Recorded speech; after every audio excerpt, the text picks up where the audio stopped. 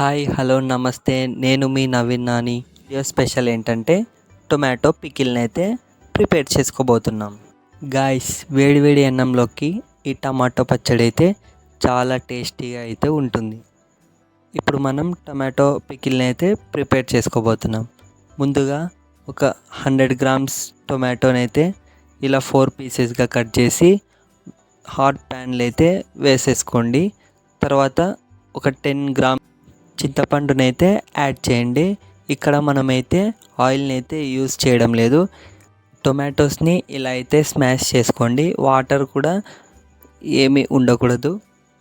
తర్వాత జార్ తీసుకొని జార్లోకి అయితే ముందుగా స్మాష్ చేసిన టమాటోస్ని అయితే వేసి తర్వాత వెల్లుల్లి వేసుకొని తర్వాత కారం తర్వాత కొంచెం పసుపుని అయితే యాడ్ చేసుకోండి. పేస్ట్గా అయితే చేసేసి తర్వాత అయితే బాండీని పెట్టుకొని బాండీలోకి కొంచెం ఆయిల్ని అయితే ఎక్కువ అయితే తీసుకోండి.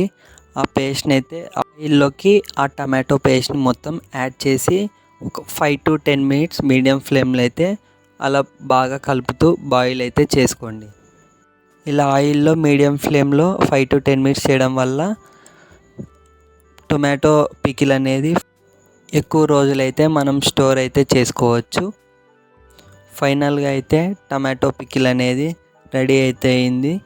ఒకసారి మీరు కూడా ట్రై చేసి నాకైతే కమెంట్ చేయండి. Thanks for watching. Don't forget to share my video. This is Naveen Nani signing off.